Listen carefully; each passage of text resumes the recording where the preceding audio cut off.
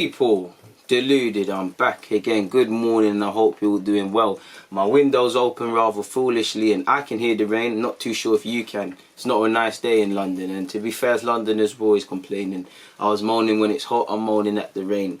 It is what it is. Now, back to the agenda. Now, we know there's been a lot of changes at this club in the last few weeks, definitely the last few months. We know we've been a bit of a ongoing sort of EastEnders thing, but we haven't spoken about Tim Lewis, you know, the lawyer who apparently, you know, grew up being an Arsenal fan, is a close ally of Kroenke, and you know, is it any coincidence when he's been announced, you know, we've started streamlining matters, whether we agree with the job losses to, you know, the scouts, sadly the numerous admin teams, as much as I don't agree with it, and you're seeing Sanllehi left, clearly we're streamlining, we're looking at, can we be more cost effective, can we do less is more, can we, you know, do we need all these specialists, are we, in the same way we're looking at Ozil's wages, is Raul Sanllehi earning his wages, do you get it? So it's no coincidence a lot of these things are happening, even at youth level. You see Mertesacker, there's been a lot of changes at youth level, there's been a lot of changes at senior level, and there's going to continuously be more. I'm sure you've all read the article in The Athletic, which they've been bringing out a couple of Arsenal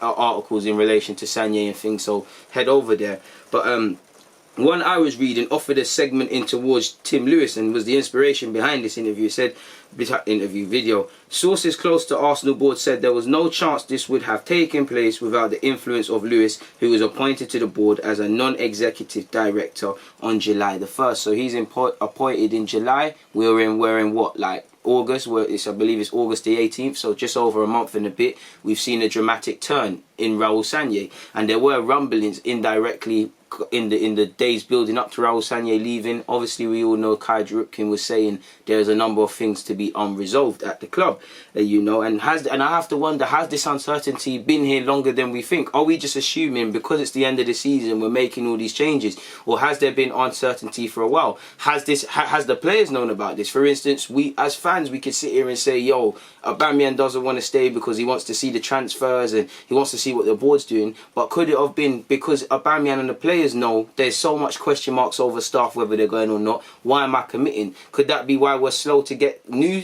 potential players in? Do you get it, people? How long has this been rumbling? As fans, we'll never truly know. And especially when you add that, when you add wage cuts, when you add everything else, you know, it doesn't scream one collective direction. Allegedly, he's a lifelong Arsenal fan. I don't know him to really pass judgment and say he was an Arsenal fan or be crude enough to suggest he's not a fan. Do you get it, people? I'm going to assume he's an Arsenal fan. Apparently, Lewis is a partner at London-based firm Clifford Chance. He is regarded as one of the leading merger and acquisitions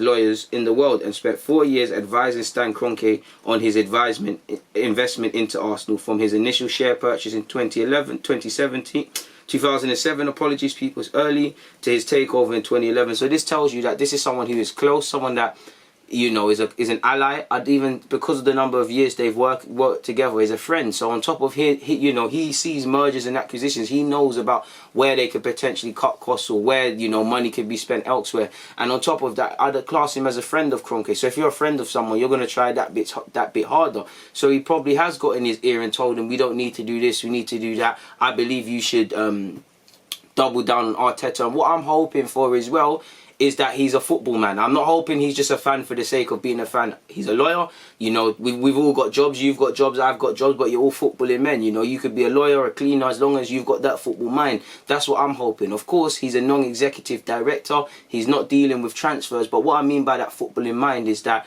obviously I want him to see the numbers, but I want it to be with football in mind, how this can correlate in his own special way to success on the field. Because I think for a number of years, we've had a number of great individuals. Ivan Gazidis, in terms of just the individual, you can't knock him. You cannot knock him. He is good at his job. The problem is, when it comes to football, he's not a footballing man. And no, it doesn't matter what leg of the operation you're involved in a football club. When you're at these levels, there needs to be a degree of footballing men involved. Again, Bayern Munich, there's footballing men, whether they're lawyers, accountants, ex-players or whatever. They understand ball, they've got the love for it. And I'm going to assume, because he's a lifelong Arsenal fan, that he does have this. Or I hope it's not, you know, just paper talk. Apparently, Lewis's appointment was intended to give KSE KSE, which is Stan Kroenke Sport Entertainment, I believe, some eyes on the ground in London. So again, a friend, a trusted lieutenant, eyes where he's blind. You know, he's on the other side of the Atlantic. He's got his other things. It's clear that Stan Kroenke is happy to leave this club to be ran to its own devices by the individuals he's installed, and he's happy to leave it to his son,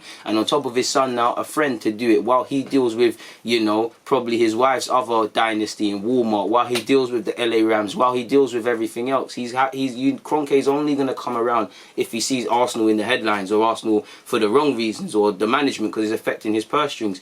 Again, there was COVID and things like that, but was he, I stand corrected, I'm not getting that, and was he at the FA Cup final?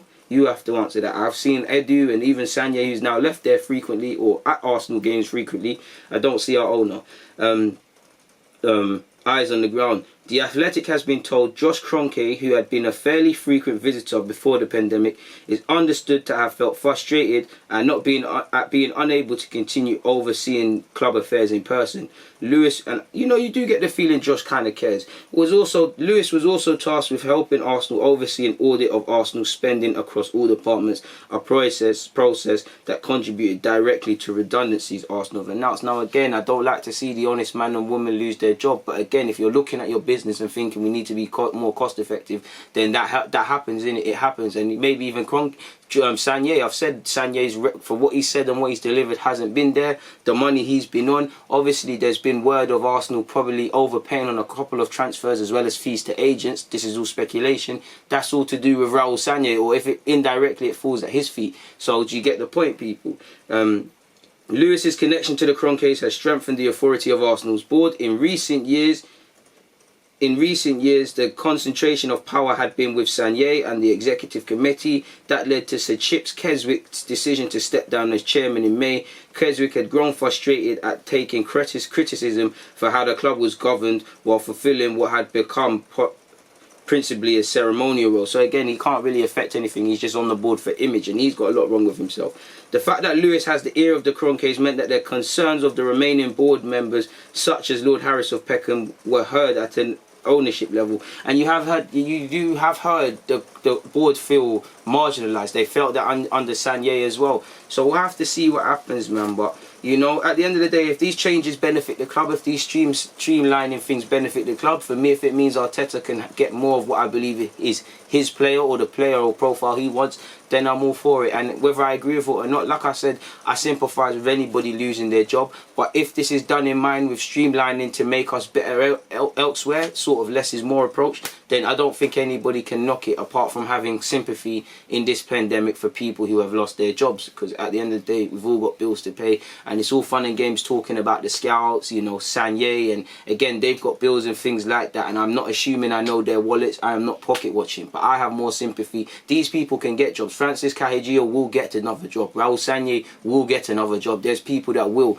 But what about that honest man or woman, that honest admin assistant, or that honest person who, you know, leads a department at Arsenal where you don't know their name and that's got kids? I feel it for them. It's a necessary evil with businesses, but it's a shame, people.